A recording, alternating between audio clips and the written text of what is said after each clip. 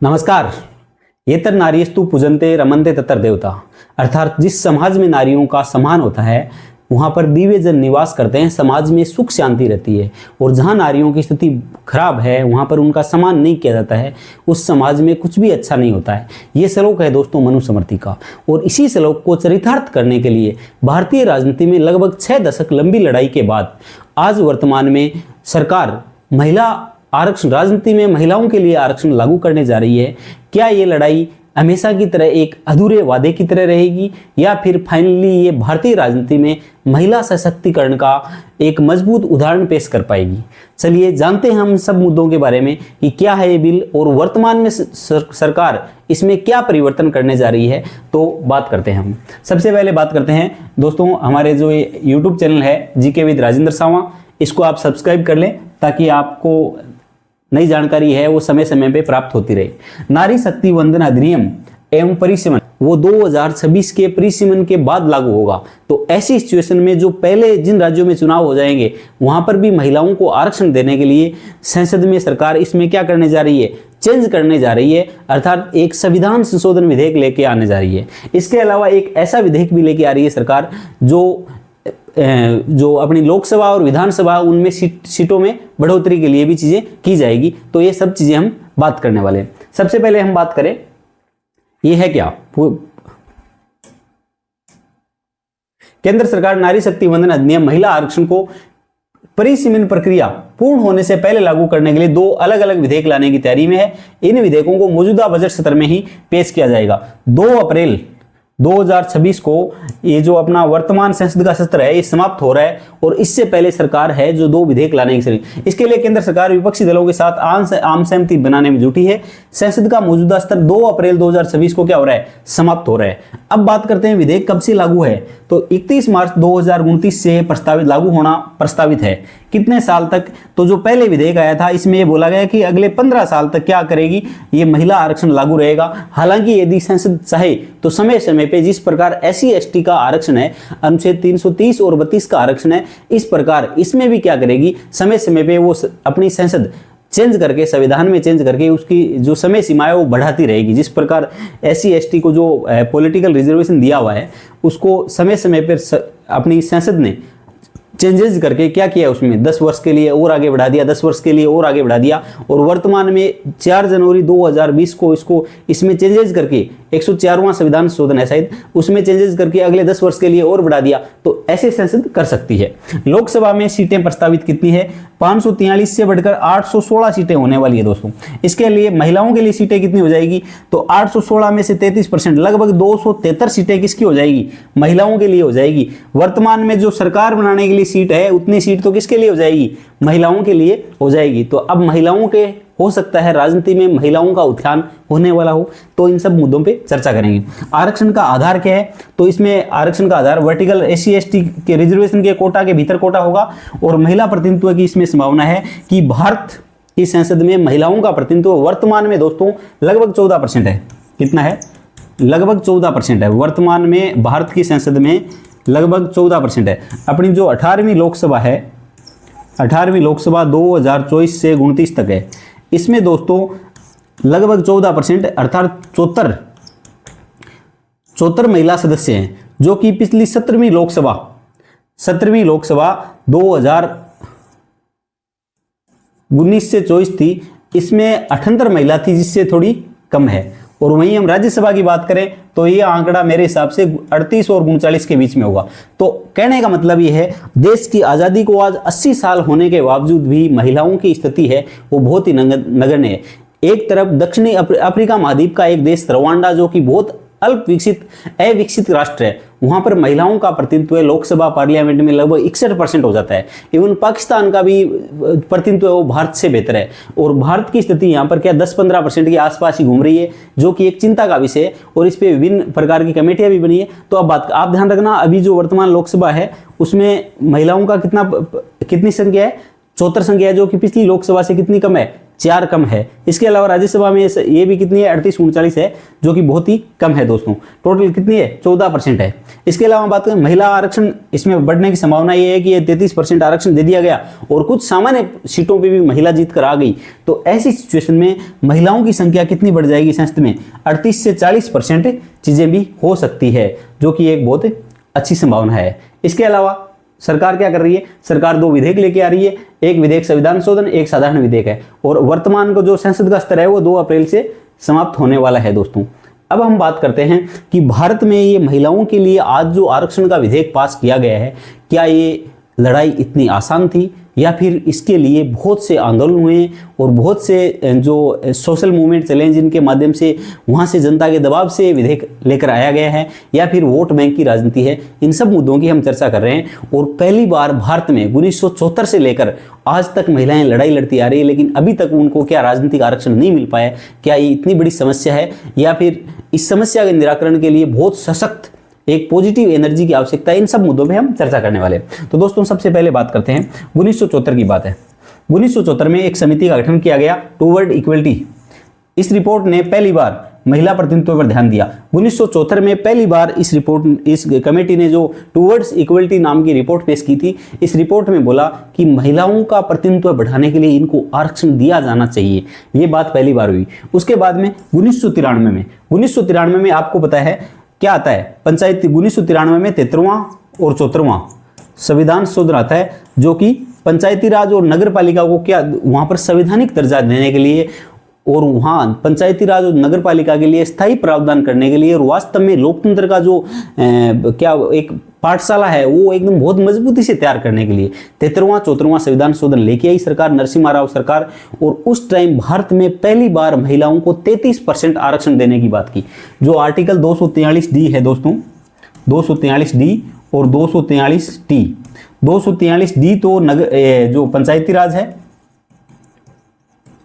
पंचायती राज, और 243T नगर पालिकाओं में महिलाओं के लिए 33% आरक्षण की बात करता है। ध्यान रखना, महिला आरक्षण पंचायती राज में 243D है और नगर पालिका में 243T। वहां पर क्या किया गया है, महिलाओं के लिए आरक्षण की व्यवस्था की गई है। ये आरक्षण कितना है, 33% आरक्षण की बात की गई है। और अच्छी बात यह है अपने लिए, लगभग 20-21 राज्यों की सरकारों ने वर्तमान में इस 33% आरक्षण को बढ़ा के कितना कर दिया गया है, 50% कर दिया गया है। और इस वजह से भारत की जो पंचायती राज वाला सिस्टम है, नगर पालिका स्थानीय स्वशासन है, उसमें महिलाओं का प्रतिनिधित्व 50% हो गया है दोस्तों।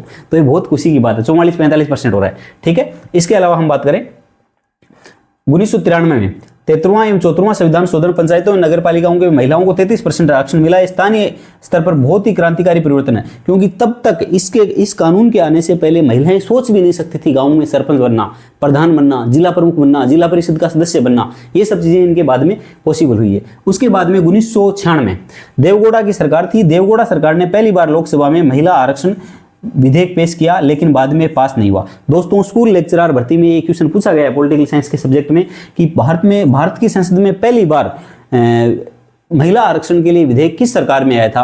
तो अलग अलग उसमें चंद्रशेखर सरकार थी, या फिर वीपीसी सरकार थी, देवगौड़ा सरकार थी, नरसिम्हा राव सरकार थी।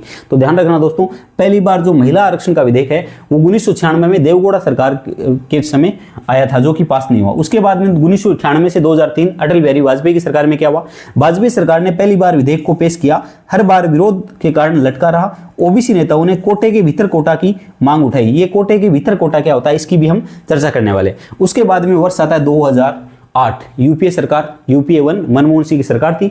यूपीए सरकार ने राज्यसभा में विधेयक पेश किया। उसके बाद में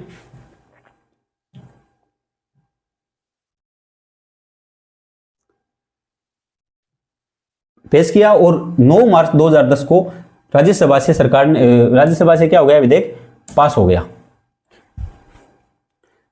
2010 में राज्यसभा से 9 मार्च 2010 को विधेयक पारित किया गया, परंतु लोकसभा में इसे पेश ही नहीं किया जा सका, क्योंकि फिर बाद में बहुत चीजें हो गई थी। 2014 से 2023 विधेयक 15वीं लोकसभा के विघटन के साथ ही लैप्स हो गया और मुद्दा राजनीतिक एजेंडा बना रहा। 19 सितंबर की डेट आती है दोस्तों, और भारत की जो सरकार है, वर्तमान की मोदी सरकार है, ये एक विशेष अधिवेशन बुलाती है दोस्तों। और उस विशेष अधिवेशन का पर्पज यही था कि इस विशेष अधिवेशन में देश को एक बहुत अच्छा मैसेज देना था। और ये क्या होती है दोस्तों फिर ऐतिहासिक क्षण, नई संसद भवन का उद्घाटन हुआ था।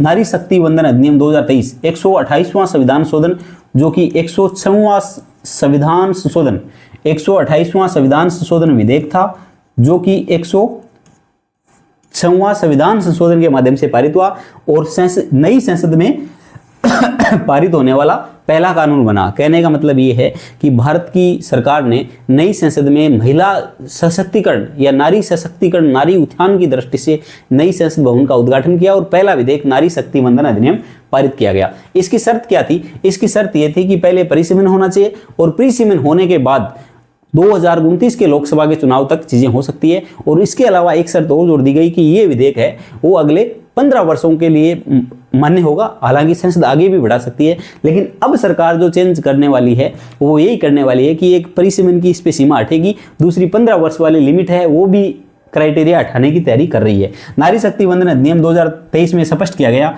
कानून जनगणना और उसके बाद होने वाले परिसीमन के बाद ही लागू होगा। जनगणना 2027 में होनी थी, उसके बाद परिसीमन यानी कानून 2019 से पहले 29 से पहले लागू नहीं हो सकता था। अब सरकार क्या कर रही है? सरकार 2 विधेयक लाकर परिसीमन की शर्त को हटाना चाह रही है ताकि 2029 के लोकसभा चुनावों के साथ साथ ओडिशा, आंध्र प्रदेश, अरुणाचल प्रदेश और सिक्किम में जो विधानसभा चुनाव होंगे वहां भी महिला आरक्षण क्या हो सके, लागू हो सके। ऐसा हमारी वो संसद है वो प्रयास कर रही है, सरकार प्रयास कर रही है।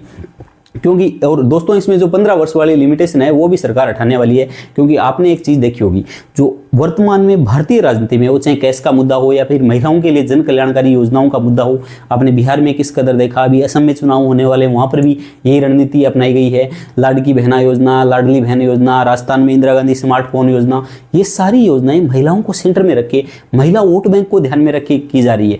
हालांकि अच्छी बात है महिला वोट बैंक के लिए ही सही, लेकिन कम से कम महिलाओं का राजनीति में परसेंटेज बढ़ना चाहिए ताकि संवेदनशील कानून बने और देश में महिलाओं का जो सिक्योरिटी का इश्यू है या फिर उनके गरिमा का, डिग्निटी का इश्यू है, उन सब चीज़ों पे चीज़ें हो सके। ठीक है, तो ये सब चीज़ें। अब इसके अलावा बात करें कि संवैधानिक ढांचा क्या होगा इसका। हमारे संविधान में आरक्षण की जो राजनीतिक आरक्षण है ये कहाँ कहाँ कैसे कैसे दिया गया है, इन सब चीज़ों की हम बात कर लेते हैं। दोस्तों संविधान का एक अनुच्छेद है 330, संविधान का अनुच्छेद 330 है। इसमें SC ST को कहाँ आरक्षण दिया गया है? लोकसभा में आरक्षण दिया गया है। कहाँ आरक्षण दिया गया है? लोकसभा में आरक्षण दिया गया है। 332 वहां पर SC ST को कहाँ आरक्षण दिया गया है? विधानसभा में आरक्षण दिया गया है। कहाँ पर आरक्षण दिया गया है? विधानसभा में। इसके अलावा बात करें दिल्ली 239 AA, यहाँ पर दिल्ली विधानसभा में आरक्षण की व्यवस्था की गई है। अनुच्छेद 82 है, ये परिसीमन से संबंधित कानून है। 243D है जो कि पंचायती राज में आरक्षण दिया गया है। 243T है जो कि नगर पालिका में आरक्षण दिया गया है और 128वां संविधान संशोधन है जो कि महिलाओं को 33% आरक्षण की व्यवस्था करता है। तो दोस्त 330 में क्या है? SC ST को लोकसभा में आरक्षित की सीट है, महिला आरक्षण यही जोड़ा गया है। तो अब सरकार ने क्या किया? नया अनुच्छेद भी जोड़ा 330A और 332A। अब इससे क्या होगा दोस्तों? और एक और जोड़ा था नारी शक्ति वंदन अधिनियम के तहत 334A। अब इससे क्या हुआ दोस्तों? इससे हुआ कि ये जो SC ST को लोकसभा में आरक्षण है वहां पर क्या दिया जाएगा? महिलाओं को भी 33% लोकसभा में क्या दे दिया जाएगा? आरक्षण दे दिया जाएगा। उसके अलावा 332A क्या है? 332 ये कि विभिन्न राज्यों की लोकसभा में, कहां पर? विभिन्न राज्यों की लोकसभा में महिलाओं को 33% आरक्षण दे दिया जाएगा। ये बात भी हो गई। और 334A में क्या गया कि ये आरक्षण है अगले 15 वर्ष के लिए क्या होगा? ये अगले 15 वर्ष के लिए लागू रहेगा और भारत की संसद यदि चाहेगी तो इसमें क्या करती रहेगी? आगे परिवर्तन करके इसको आगे भी बढ़ा सकती है, आगे भी बढ़ा सकती है। जिस प्रकार SC ST आरक्षण को क्या कर रही है सरकार? 334 के तहत भारतीय संविधान में जो SC ST को राजनीतिक आरक्षण दिया गया है शुरुआत में 10 वर्षों के लिए था। हालांकि एक चर्चा हमेशा चलती है दोस्तों कि आरक्षण तो 10 वर्ष के लिए ही था, लेकिन ये तो ऐसे, लेकिन दोस्तों आरक्षण एक प्रकार का नहीं है। भारत के संविधान में आरक्षण 4 प्रकार का आरक्षण है। आरक्षण कहाँ है? आरक्षण शिक्षा में आरक्षण है। आरक्षण कहाँ है? आरक्षण नौकरियों में आरक्षण है। आरक्षण कहाँ है? आरक्षण प्रमोशन में आरक्षण है। आरक्षण कहाँ है? आरक्षण राजनीति में आरक्षण है। तो भारत की संविधान में 4 प्रकार का आरक्षण है। आरक्षण अनुच्छेद 15 के तहत है जो कि 15(1), 2, 3 या फिर बात करें 15(4), 15(5) और 15(6) भी आ गया EWS का आरक्षण। तो ये शैक्षणिक व्यवस्था में आरक्षण है, शिक्षा में आरक्षण है। 16(1), 2, 3, 16/4 की बात करें, 16/5 की बात करें, 16/6 की बात करें, तो ये क्या है, तो ये आरक्षण है, नौकरियों में आरक्षण है। और 16/4A, 16/4AB, तो ये क्या आरक्षण है, ये प्रमोशन में आरक्षण है। और इसके अलावा जो 330, 332, 334, ये दोस्तों राजनीति में आरक्षण दिया गया। तो भारतीय संविधान में जो राजनीति का आरक्षण था उसके लिए बात की गई थी कि ये आरक्षण अगले 10 साल के लिए होगा। जो शिक्षा में और नौकरियों में आरक्षण है उसके लिए कोई लिमिट नहीं है। ये सोशल जस्टिस का इश्यू है दोस्तों, और ये तो जब तक सोशल जस्टिस नहीं होगा तब तक वो गवर्नमेंट के संविवेक पे डिपेंड है। संसद को लगता है कि सोशल जस्टिस हो गया तो वो तो एक अलग चीज है।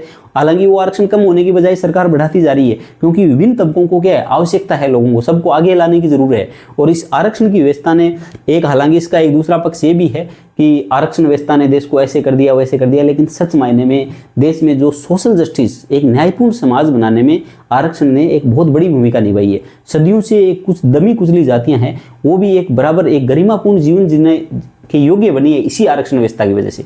महिलाओं की स्थिति है समाज में वो हमेशा दयनीय रही, इवन मध्यकाल से लेकर आधुनिक काल तक बहुत बुरी सिचुएशन रही। और आज जो महिलाओं की स्थिति है, महिलाएं पुरुषों के समान कंधे से कंधा मिलाकर हर क्षेत्र में योगदान दे रही है। इसकी वजह भी एक क्या है, आरक्षण है दोस्तों। तो ये सब चीजें हम बात कर रहे हैं। तो जो राजनीतिक आरक्षण है ये क्या था, राजनीतिक आरक्षण था ये अगले 10 वर्ष के लिए था। तो इसी प्रकार महिलाओं के लिए जो राजनीतिक आरक्षण है ये 15 वर्ष के लिए कर दिया गया। लोकसभा में 330A, राज्यसभा विधानसभा में 332A, और इनको 15 वर्ष के लिए किया गया 334A।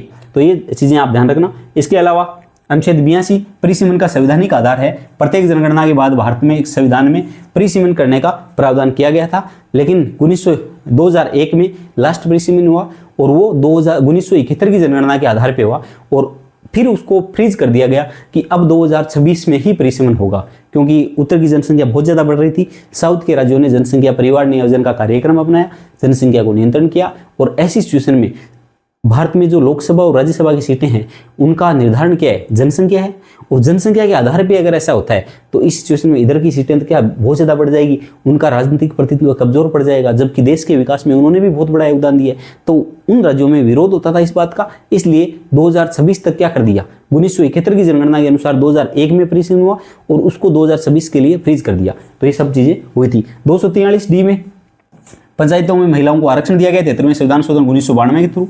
उसके अलावा नगर पालिकाओं में आरक्षण दिया गया 74वें संविधान शोधन, और अभी ये आरक्षण वाला है। नोट क्या बोला गया इसमें, ये वही बात है जो मैंने यहाँ बताई। 334A के अंतर्गत ये आरक्षण 15 वर्षों के लिए होगा। रोटेशन प्रणाली से अलग अलग निर्वाचन क्षेत्रों में बारी बारी से आरक्षित सीट होगी।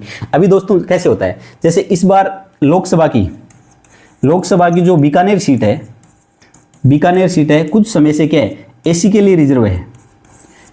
वही बात करें चूरू सीट है, वो जनरल सीट है, वो रिजर्व नहीं है। तो 3-4 बार लगभग यहां पर क्या हो गया, यहां पर एसी सीट रहने के बाद क्या हो, रोटेशन से क्या हो जाएगी, चूरू सीट तो क्या बन जाएगी, एसी बन जाएगी, या फिर एसटी बाहुल्य है तो एसटी बन जाएगी, और बीकानेर सीट है ये एसी से हटा के क्या बन जाएगी, ये जनरल सीट बन जाएगी। तो ये रोटेशन सिस्टम इस आरक्षण में भी लागू होगा दोस्तों। इसके अलावा परिसीमन क्या है, इसके बारे में हम चर्चा थोड़ी सी कर लेते हैं। हाँ दोस्तों, परिसीमन क्या है, परिसीमन की परिभाषा, जनगणना के आधार पर लोकसभा एवं विधानसभा निर्वाचन क्षेत्रों की सीमाओं का पुनर्निर्धारण करना, उनमें अगले 10 साल में कितनी जनसंख्या बढ़ी है और उस जनसंख्या के अनुपात में लोगों को प्रतिनिधित्व देना और सीटों में वृद्धि करना, ये परिसीमन एक सामान्य प्रक्रिया होनी थी, लेकिन इसमें भी कुछ गैप आ गए हैं। संवैधानिक आधार क्या है, संविधान का अनुच्छेद 82 और संविधान का अनुच्छेद 170 प्रत्येक जनगणना के बारे में परिसीमन की बात करता है। अनुच्छेद 82 के अनुसार भारत की जो संसद की सीट है, अपनी संसद की सीट है, उनका परिसीमन होना है, और 170 के अनुसार जो विधानसभा की सीट है, क्या है, विधानसभा की सीट है, उनका विधानसभा या विधानमंडल की सीटों का परिसीमन होना है दोस्तों, ये ध्यान रखना। परिसीमन आयोग बनता है एक, जो किसके, सुप्रीम कोर्ट के रिटायर्ड जस्टिस के अध्यक्षता में बनाया जाता है। डिलिमिटेशन कमीशन एक्ट के अंतर्गत गठित स्वायत्त संस्था है ये एक ऑटोनॉमस संस्था है, सर्वोच्च न्यायालय के सेवानिवृत्त न्यायाधीश की अध्यक्षता में बनता है, जिसके अपने लोकसभा के सदस्य, राज्यसभा के सदस्य क्या होते हैं और विधानसभा के सदस्य क्या होते हैं, इसके मेंबर होते हैं। और एक राज्य के लिए अलग परिसीमन आयोग बनता है, केंद्र के लिए अलग परिसीमन आयोग बनता है। इस प्रकार पंचायती राज के लिए, स्थानीय स्वशासन के लिए अलग परिसीमन आयोग बनता है। तो ये अलग अलग व्यवस्था इसमें है। लास्ट परिसीमन क्या था, 2001 की जनगणना के आधार पर 2002 में 8 तक प्रभावी रहा था। ये 2001 में बना था, इसमें जनगणना 1971 की थी दोस्तों। जनगणना क्या थी, 2001 में हुआ था और 1971 की जनगणना थी, ठीक है। इसके अलावा इसको फ्रीज कब कर दिया गया, 2000 में संविधान संशोधन द्वारा 2026 तक क्या कर दिए, सीटें फ्रीज की गई दक्षिण भारतीय राज्यों की मांग पर, क्योंकि मैंने बताया उनकी जनसंख्या कम थी। अब दक्षिण की चिंता क्या है, दक्षिण की चिंता ये है कि अधिक जनसंख्या वृद्धि वाले राज्यों में उत्तर भारतीय राज्यों को अधिक सीटें मिलने का डर है। नया प्रस्ताव लेके आ रही है जो कि इन सब चीजों से अलग होने वाला है। नया प्रस्ताव 543 में से 543 सीटों से बढ़ाकर 816 सीटें करने वाली सभी राज्यों में समान अनुपात में सरकार वृद्धि करने जा रही है। दोस्तों, दक्षिण के राज्य लगभग जनसंख्या में भारत की टोटल जनसंख्या उनके पास लगभग 25-26% है, लेकिन भारत का टोटल प्रोडक्शन की बात करें हम तो वो लगभग 45% उत्पादन वहाँ होता है। दोस्तों, भारत की जीडीपी का टोटल जीडीपी का प्रोडक्शन है वो लगभग 45% वहाँ होता है, और वो दक्षिण के 5-4 राज्य हैं उन्होंने मात्र 26% जनसंख्या है, और वहीं उत्तर भारत में जनसंख्या बहुत ज़्यादा है। अगर जनसंख्या के आधार पर यदि सीट दी गई तो उनकी सीटें कम हो जाएगी, और वो भी सी बात है, उनका विरोध करना भी ये जायज़ भी है कि फिर उनका प्रतिनिधित्व भी कम हो जाएगा। लेकिन संसद, भारत की संसद जो अब विधेयक लेके आ रही है उसमें जो 543 से 816 सीट करने जा रही है, ये 816 सीट जनसंख्या को आधार बना के नहीं, सभी राज्यों में आनुपातिक रूप से, वो जो 71 वाली जनसंख्या पहले आनुपातिक रूप से सभी राज्यों में सीटें बढ़ाने की बात चल रही है, जो कि ठीक होगा। अब इसका हम बात कर लेते हैं कि विश्लेषण 360 डिग्री विश्लेषण करते हैं। इसका एनालिसिस क्या है, राजनीतिक दृष्टिकोण क्या है। सरकार के पक्ष में विधेयक लाना 2024 के चुनाव से पहले बीजेपी का प्रमुख वादा था। 2029 के लोकसभा चुनाव से पहले लागू करना राजनीतिक रूप से महत्वपूर्ण है, क्योंकि इससे महिला वोटर है जो बीजेपी के पक्ष में वोट करेगी, महिला वोटर, और बीजेपी को इसको फायदा मिल जाएगा, जो कि एक अच्छी बात है। जैसे फायदा नफा नुकसान एक दूसरी बात है, लेकिन एक अच्छा कदम होता है, उसके प्रशंसा भी करनी चाहिए। और उसके अलावा दूसरी बात करें तो एक ये भारतीय राजनीति में जरूरी भी है। दोस्तों, इसके अलावा महिला मतदाताओं की संख्या तेजी से बढ़ी है, क्योंकि आज लगभग 49% महिला मतदाता है। इसके अलावा विपक्ष का रूप, विपक्ष क्या कहता है, ओबीसी आरक्षण की मांग पर अड़ा है। सपा, बीएसपी, आरजेडी जैसी पार्टियां चाहती है कि ओबीसी महिलाओं के लिए अलग से कोटा हो। महिला प्राथमिकता फार्मूला पर सहमति अभी बाकी है। दोस्तों, क्या किया गया है, एससी एसटी को तो क्या कर दिया, वर्टिकल रिजर्वेशन दे दिया गया है। एससी एसटी का जो कोटा है, आरक्षण का जो कोटा है, उसमें टोटल माना कि एससी को 15% और एसटी को लगभग 7.5% जो ये कोटा है सेंट्रल लेवल पे, इसमें क्या कर दिया गया है, इसमें एससी की माना कि 15 सीट है, और 15 का 100% जितना भी होगा, उसके बाद में 33% सीट किसके लिए हो जाएगी, ऐसी महिलाओं के लिए हो जाएगी। यहाँ पर 7.5 में से 33% सीट किसकी हो जाएगी, महिलाओं के लिए हो जाएगी। लेकिन जो ओबीसी महिला है उनके लिए कोई व्यवस्था नहीं की गई है। इसका सरकार या फिर संविधान या फिर अभी तक की प्रक्रिया है, उसमें एक बात यह है कि ओबीसी को भी कोई राजनीतिक आरक्षण नहीं है, और ओबीसी को आरक्षण न होने की वजह से शायद यहाँ पर ऐसा किया गया हो, जबकि ये विपक्ष की मांग है कि ओबीसी महिलाओं के लिए भी एक आरक्षण का प्रावधान करना चाहिए। सामान्य सीटों पर वो चुनाव लड़ने में कई बार सक्षम नहीं हो पाती है, तो उनके लिए भी यदि आरक्षण की व्यवस्था हो जाए तो वो महिलाएं भी क्या हो सके, सामान्य सीटों पर चीज़ें कर सकें। तो ये सब चीज़ें बात करती है, हालांकि विपक्ष की पार्टियां कर रही है। इसका सामाजिक दृष्टिकोण क्या है, सामाजिक दृष्टिकोण ही है दोस्तों कि भारत में लोकसभा में महिला प्रतिनिधित्व मात्र 14.4% है 2024 की, ये जो 24 के अकॉर्डिंग, जबकि विश्व का औसत परसेंटेज क्या है, 26% से अधिक है। वही रवांडा अफ्रीका महाद्वीप का देश है, वहाँ 61%, आइसलैंड जैसी कंट्री है वहाँ पर 47%। जैसे देशों से हम बहुत पीछे हैं। 33वें संविधान संशोधन के बाद स्थानीय स्तर पर महिला प्रतिनिधित्व 44% तक पहुंचा है। ये प्रमाण है कि आरक्षण काम करता है, और दोस्तों सच में आरक्षण काम करता है। आज आरक्षण नहीं है, इस वजह से महिला लोकसभा में महिलाओं का प्रतिनिधित्व 14-15% के आसपास घूम रहा है, और जबकि विश्व में शेष कितना है, 26% है। रवांडा जैसे देशों में आरक्षण है, इस वजह से वहाँ पर 61 पहुँच गया। आइसलैंड जैसे देशों में 47% है, और भारत में बहुत ही कम है, तो ये बढ़ जाएगा, अच्छी बात है। संवैधानिक और कानूनी दृष्टिकोण क्या है, परिसीमन की शर्त हट जाएगी, ये संवैधानिक रूप से संभव है। विशेषज्ञों का मानना है कि संसद सरल बहुमत से साधारण विधेयक में संशोधन कर यह शर्त हटा सकती है, लेकिन संविधान शोधन विधेयक के लिए 2/3 बहुमत जरूरी है। और दोस्तों, एक अच्छी बात यह भी है कि जो महिला आरक्षण का या फिर आरक्षण का भारतीय राजनीति में एक ऐसा मुद्दा है जब कोई भी पार्टी चाहते हुए भी किसी भी प्रकार के आरक्षण का विरोध नहीं करती है। हालांकि वो एक मुद्दा है, 1990 में वीपीसी ने जब ओबीसी को आरक्षण दिया था, वीपीसी ने ओबीसी को 27% आरक्षण दिया था केंद्र की राजनीति में। जब वीपीसी की पार्टी थी, जनता पार्टी थी, जनता पार्टी की सरकार थी, वो बीजेपी के समर्थन से चल रही थी। बीजेपी ने भारत से समर्थन दे रखा था, और जैसे ही आरक्षण लागू हुआ तो बीजेपी ने क्या कर दिया, अपना समर्थन वापस खींच लिया इसके विरोध के। उसका बीजेपी की भी एक मजबूरी थी, क्योंकि बीजेपी का उस समय वोटर था शहरी मध्यम वर्ग या शहरी उच्च वर्ग वोटर था, और वो वर्ग बीजेपी से नाराज हो जाता तो कोई भी पार्टी अपनी जो राजनीति के बात करें राजनीतिक वोट बैंक है वो छोड़ना नहीं चाहती है। ठीक इसी प्रकार बीजेपी की भी एक मजबूरी थी, जिस प्रकार दूसरी पार्टियां जैसे जाति के आधार पे कुछ पार्टियों का गठन होता है, धर्म के आधार पे होती है, तो अपने वोट बैंक को साथ लेके चलती है। तो वही बात यहाँ पर इन्होंने कि बीजेपी ने हल कर। लेकिन उसके बाद भारतीय राजनीति में एक ऐसी चीज आई, उसके बाद ऐसी चीज आई कि राजनीति के मुद्दे जो आरक्षण का मुद्दा है उस पर किसी भी पार्टी ने कभी भी विरोध नहीं किया। 2019 में, कब की बात है, 2019 में भारत की संसद 103वां संविधान शोधन लेके आई। 103वां संविधान शोधन के माध्यम से पेश हुआ था। तो 103वां संविधान शोधन किया था संसद में। क्या किया गया था, ईडब्ल्यूएस को 10% आरक्षण दिया था। ईडब्ल्यूएस को 10% आरक्षण दिया गया। विपक्ष की बहुत सी पार्टियां न चाहते हुए भी उसको क्या कर दिया, उनके पक्ष में वोटिंग की, लेकिन उनके भी अलग तर्क थे कि इस प्रकार जल्दबाजी में चीजें लेके, तो इस प्रकार राजनीतिक विरोध नहीं होता। इसके वर्टिकल आरक्षण, SC ST के लिए पहले से आरक्षित सीटों के भीतर ही 33% महिला कोटा तय होगा। ये ओबीसी महिलाओं के लिए अलग से नहीं ढकता, जो कि विपक्ष का क्या है, एक मुख्य मुद्दा है। इसका चुनावी दृष्टिकोण क्या है, इस पे भी हम चर्चा कर लेते हैं। प्रस्तावित महिला प्राथमिकता फॉर्मूला के आधार पर के अनुसार 33% आरक्षित सीटों के अलावा अनारक्षित सीटों में महिला उम्मीदवारी को प्राथमिकता देने का विचार है। इससे संसद में महिला हिस्सेदारी 38 से 40 तक पहुंच सकती है। दोस्तों, ये जो और अदर सामान्य सीट है, पुरुष जिस सीटों पे हमेशा अपना वर्चस्व बना के रखें, उन सीटों पे महिलाओं को अगर मौका नहीं मिलता है और इन 33 सीटों पे 33% सीटों पे मिला तो भी एक अच्छी बात है। 14 से डायरेक्ट कहाँ पहुंच रहे हैं हम भाई, आज़ादी के बाद से लेकर अभी तक 15 से ऊपर हम गए नहीं है कभी, और कम से कम हम 33 पे तो जाएंगे, तो ये अच्छी बात हो जाएगी अपने लिए। ठीक है, 2029 का चुनावी समीकरण, ओडिशा, आंध्र प्रदेश, अरुणाचल प्रदेश और सिक्किम के लोकसभा के साथ विधानसभा चुनाव भी हैं। इन चुनावों में महिला आरक्षण लागू करने का सरकार का क्या है, लक्ष्य है दोस्तों। अब एक छोटी सी हम तुलना कर लेते हैं, किस देश में कितना आरक्षण है दोस्तों। इस हम बात करते हैं, रवांडा विश्व में पहला स्थान है आरक्षण। इसमें महिलाओं का जो संसद में प्रतिशत है, राजनीति में परसेंट है, वो दोस्तों 61% है। कितना है, 61% है। और वहाँ 61% कैसे हुआ कि वहाँ पर संविधान में आरक्षण देकर क्या किया गया है, 30% महिला आरक्षण वहाँ पर दिया गया है। इसके अलावा आइसलैंड है, आइसलैंड में कितना है, 47% है। राजनीतिक, यहाँ पर देखो राजनीतिक दलों की स्वैच्छिक नीति है, मतलब राजनीतिक दल जब पार्टियों को टिकट देते हैं, चुनाव में जब उम्मीदवारों को टिकट देते हैं, उस समय उनकी ये नीति है कि उन्होंने 33% क्या करते हैं, वो आरक्षण 33% महिलाओं को आरक्षण दे देते हैं।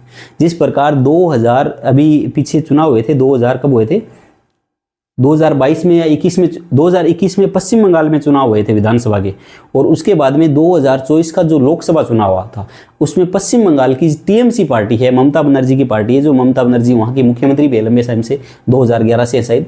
तो TMC तृणमूल कांग्रेस पार्टी है, उन्होंने 33% महिला उम्मीदवारों को क्या दी थी, टिकट दी थी। कितने परसेंट को, 33% को। कौन सी पार्टी ने दी थी, TMC ने। कब, 2024 के लोकसभा चुनाव में। तो अगर सब पार्टियां यदि महिलाओं को ज़्यादा से ज़्यादा टिकट दे तो आरक्षण की जरूरत ही नहीं पड़े, लेकिन हर पार्टी भारत में जिताऊ उम्मीदवार देखती है कि जीतने वाला उम्मीदवार चाहिए, चाहे वो पैराशूट उम्मीदवार हो, चाहे वो कोई भी हो, उससे सामाजिक न्याय से वो चीज़ मतलब नहीं है। जबकि आइसलैंड में राजनीतिक दलों की स्वैच्छिक नीति है, कोई ऐसा कोई फार्मूला नहीं है। उसके अलावा स्कैंडिनेवियन कंट्री स्वीडन में 46.4% है, ये पार्टी स्तरीय कोटा प्रणाली है।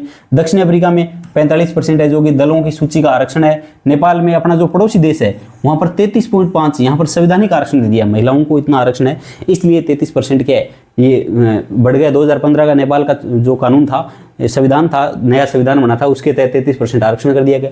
विश्व में एवरेज क्या है, एवरेज है 26.5%। भारत में 14.4%, 543 में से केवल 78 महिला सदस्य। ये 14 पॉइंट थोड़ा कम है दोस्तों, 78 नहीं, वर्तमान में 74 महिला है। अभी 2024 से लोकसभा है, इसमें 74 महिला है। भारत का लक्ष्य कितना है, 273 सीटें। नारी शक्ति वंदन अधिनियम लागू होने पे ये सब चीज़ें हो जाएगी, जो कि एक लगभग 6 दशकों से बड़ी मांग थी, वो पूरी हो जाएगी और अच्छी बात है। 2 विधेयक कब कब क्या बदलेगा, इन सब चीज़ों पर हम चर्चा करने वाले हैं। विधेयक 1 क्या है, ये नारी शक्ति वंदन एक्ट 2023 में संशोधन, परिसीमन की शर्त हटाना अथवा बदलना। इसके लिए दूसरा विधेयक साधारण विधेयक, जिस परिसीमन एक्ट में संशोधन कर रही है, नई सीटों के निर्धारण की प्रक्रिया करने में विचार करें। लोकसभा की सीटें 543 से बढ़ाकर 816 करने पर विचार है, जो कि सभी राज्यों में समान अनुपात में सीटों में वृद्धि करने की बात है। विधानसभा सीटें सभी राज्यों की विधानसभा में सीटें में बढ़ोतरी होगी। और राजस्थान की भी ऐसे बताते हैं, राजस्थान विधानसभा में सीट है जो कि 200 से बढ़कर 270 तक होने की संभावना है दोस्तों, 270 के आसपास सीट हो जाएगी। SC/ST कोटा मौजूदा प्रतिनिधित्व बना रहेगा, उनके भीतर 33% महिलाओं को भी क्या मिलेगा, कोटा मिलेगा। OBC कोटा, OBC फिलहाल इस विधेयक में नहीं है, विपक्ष का मुख्य विरोध यही है कि OBC महिलाओं के लिए आपने कोटा क्यों नहीं किया, ये एक बहुत बड़ा मुद्दा है। आरक्षण की अवधि 15 वर्ष, संसद इसी अब जो वर्तमान विधेयक लेके आ रही है उसमें संसद बढ़ा सकती है। लागू होने की तिथि वर्तमान में 31 मार्च 2029 प्रस्तावित है, 31 मार्च 2029 प्रस्तावित है। इसके अलावा संभावित परीक्षा की दृष्टि से आप क्वेश्चन भी देख सकते हो। तो एक क्वेश्चन कौन कौन से, नारी शक्ति वंदन अधिनियम 2023 में किस संविधान का संशोधन है? ये दोस्तों 128वां संविधान संशोधन विधेयक था। कौन सा था? 128वां संविधान संशोधन विधेयक था, और जो कि 106 संविधान 28वां संविधान संशोधन विधेयक जो कि 106वां संविधान संशोधन के माध्यम से पारित हुआ था। महिला आरक्षण विधेयक राज्यसभा में कब पारित हुआ? 9 मार्च 2010 को पारित हुआ, और लेकिन लोकसभा में पेश नहीं हुआ। पंचायतों में महिला आरक्षण किस संविधान के द्वारा दिया गया? 273वां संविधान संशोधन 1992 अनुच्छेद 243D के माध्यम से दिया गया था। इसके अलावा 243D के अलावा दिया गया था, और नगर पालिका में 243T के अनुसार दिया गया था। नगर पालिका में कितना था? 243T। परिसीमन आयोग के गठन का संवैधानिक आधार लोकसभा के लिए 82, राज्यसभा के लिए 100, विधानसभा के लिए 170। नारी शक्ति वंदन अधिनियम कितने वर्षों के लिए आरक्षण है? तो ये आरक्षण लगभग 15 वर्षों के लिए दोस्तों, और यहाँ पर 243D और 243T है। ये विधानसभा के लिए 170 है, 82 है। वर्टिकल आरक्षण SC/ST के लिए पहले से आरक्षित सीटों के भीतर ही क्या आरक्षण के अंदर भीतर कोटा तय करना वर्टिकल आरक्षण है। प्रस्तावित विधेयक के अनुसार लोकसभा में कितनी सीटें हो जाएगी? 516 से बढ़कर 816 हो जाएगी। परिसीमन आयोग की अध्यक्षता कौन करता है? सर्वोच्च न्यायालय का सेवानिवृत्त मुख्य न्यायाधीश ये करता है। इसके अलावा कुछ मुख्य तथ्य हैं अभी जो हम देखें। पहला महिला आरक्षण विधेयक 1996 में देवगौड़ा सरकार ने पेश किया, राज्यसभा में पेश हुआ 9 मार्च 2010 से। 128वां संविधान संशोधन, ये जो नारी शक्ति वंदन अधिनियम है जो कि 106वां संविधान संशोधन के माध्यम से पारित हुआ। आरक्षण कितना है? 33% आरक्षण की बात करें लोकसभा, राज्यसभा और विधानसभा में। लेकिन दोस्तों ये ध्यान रखना, राज्यसभा में आरक्षण की व्यवस्था नहीं है। इसके अलावा नए अनुच्छेद 330A, 332A, 334A, 330A Lok Sabha में SC/ST या लोकसभा में महिला आरक्षण, 332A विधानसभा में महिला आरक्षण, और 334 15 वर्षों के लिए महिला आरक्षण। अवधि 15 वर्ष है, नवीकरणीय दोबारा चेंज कर सकती है। प्रस्तावित लोकसभा सीटें 816 हो जाएगी, 273 सीट महिलाओं के लिए हो जाएगी। वर्तमान महिला सांसद केवल कितनी है? 74 महिला सदस्य है दोस्तों।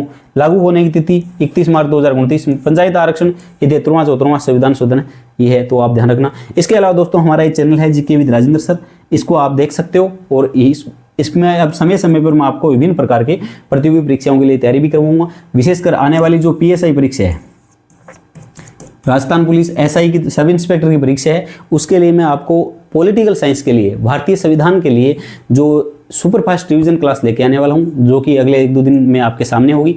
तो आप अपने दोस्तों के साथ चीज़ें ज़रूर शेयर कीजिएगा और क्लास देखते रहिए, ठीक है। आगे तो दोस्तों ये हमने बात कर ली नारी शक्ति वंदन अधिनियम की, इसमें सरकार ये चेंज करने जा रही है। उम्मीद करता हूँ आपको समझ में आया होगा। अपने दोस्तों के साथ चीज़ें शेयर कीजिएगा। जय हिंद, जय भारत, धन्यवाद।